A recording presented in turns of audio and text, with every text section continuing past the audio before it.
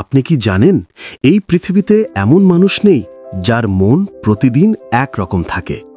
সুখ আর দুঃখ হলো আমাদের জীবনের দিনরাতের মতো, একটি চলে যায় অন্যটি আসে।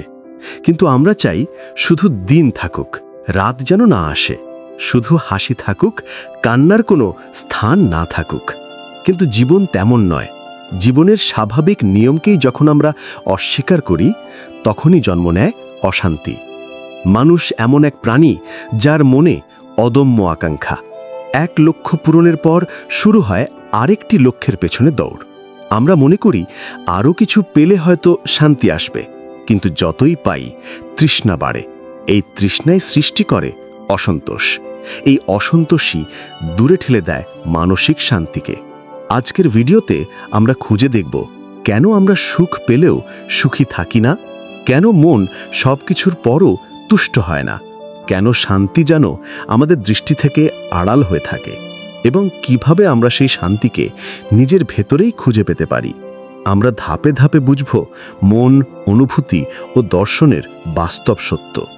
আপনি কি লক্ষ্য করেছেন, যখন আপনি একটি নতুন কিছু পান, যেমন একটি নতুন মোবাইল, নতুন চাকরি কিংবা জীবনে নতুন সম্পর্ক, প্রথমে আনন্দ হয়, কিন্তু কিছুদিন পরেই সেই আনন্দ যেন কোথায় মিলিয়ে যায়। তখন আবার আপনি খোঁজেন নতুন কিছু। এটাকেই বলা হয় হেডোনিক অ্যাডাপ্টেশন, অর্থাৎ সুখের সাথে মন ধীরে ধীরে অভ্যস্ত হয়ে যায়। মস্তিষ্কের ডোপামিন আমাদেরকে তাড়িত করে সামনে এগোতে, আরও চাইতে। তাই মানুষ কখনো থামে না। এই না থামার শক্তি উন্নতির উৎস, আবার এই শক্তি অশান্তির মূল। ধরুন আপনি পরীক্ষায় ভালো ফল করলেন। প্রথমে আনন্দ, প্রশংসা, উচ্ছ্বাস, তারপর মন বলে পরের লক্ষ্য কি। ধরুন আপনি টাকা উপার্জন করলেন, তারপর মন বলে আরেকটু হলে ভালো হতো। মানুষ কখনো বলে না এখন যথেষ্ট। আমাদের কষ্টের বড় উৎস অপূরণীয় প্রত্যাশা। প্রাচীন ভারতীয় উপনিষদে বলা হয়েছে, যে আকাঙ্ক্ষার পরিমাণ কমাতে পারে তারই সুখ বেশি। বৌদ্ধ দর্শন বলে সব দুঃখের মূল তৃষ্ণা।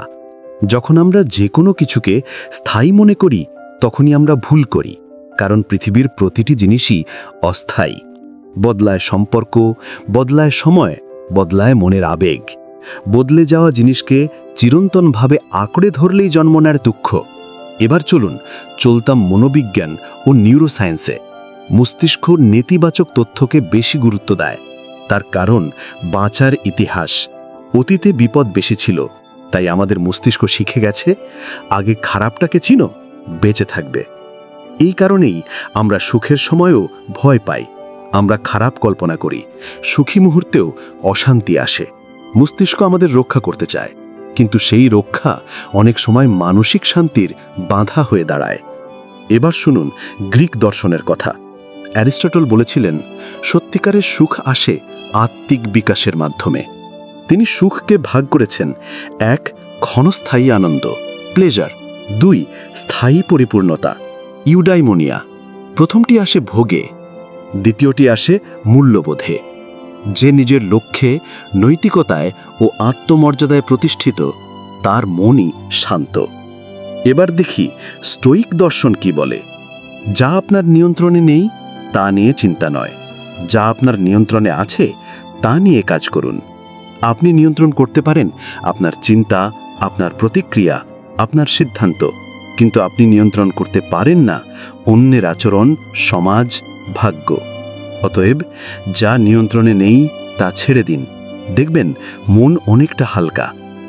ইসলামে বলা হয়, আল্লাহর স্মরণেই অন্তর প্রশান্তি লাভ করে। যখন মানুষ নিজের সীমাবদ্ধতা উপলব্ধি করে এবং আল্লাহর কাছে প্রার্থনা করে, তখন জন্ম নেয় মানসিক দৃঢ়তা, আশাবাদ ও শান্তি। মানুষ বুঝতে পারে, আমি একা নই, আমার জীবন উদ্দেশ্যহীন নয়। তাহলে প্রশ্ন, আমরা কি সবসময় সুখী হতে পারি? না, সুখ একরকম অনুভূতি, এটি আসবে যাবে। কিন্তু মানসিক শান্তি কি আমরা ধরে রাখতে পারি?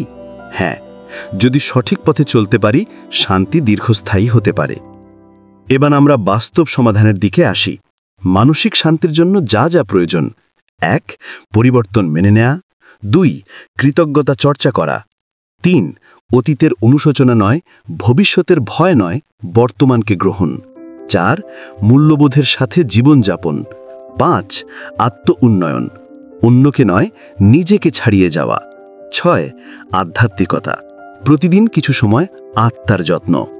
7 প্রকৃতি, নীরবতা এবং একাকিত্বের প্রতি সম্মান। 8 প্রত্যাশা কমানো, বাস্তবতার সাথে মিল রেখে চলা।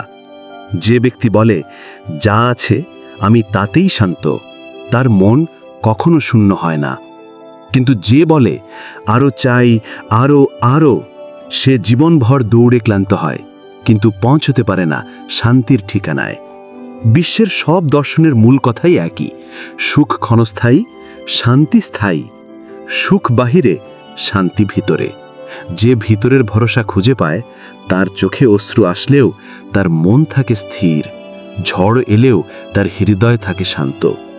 আজকের এই দীর্ঘ দার্শনিক ও মনস্তাত্ত্বিক যাত্রার শেষে যদি আপনি শুধু একটি বিষয় মনে রাখেন, তাহলে সেটি হোক, শান্তি মানে দুঃখহীনতা নয়, বরং দুঃখের মাঝেও নিজেকে ধরে রাখার ক্ষমতা। আপনার জীবন, আপনার মন, আপনার শান্তি সবই আপনার ভেতরে। শুধু মনোযোগ ঘুরিয়ে তাকান, তাহলেই দেখবেন শান্তি আপনাকে ছুঁয়ে আছে। এভাবেই শেষ হলো আজকের এই দীর্ঘ দার্শনিক ও মনস্তাত্ত্বিক যাত্রা। আশা করি আজ আপনি নিজের মনকে আরও একটু ভালোভাবে চিনতে পেরেছেন আর শিখেছেন শান্তি খুঁজতে দূরে নয়, নিজের কাছে আসতে হয়। ভিডিওটি ভালো লাগলে লাইক দিন, কমেন্ট করুন আর চ্যানেলটি সাবস্ক্রাইব করতে ভুলবেন না। ধন্যবাদ।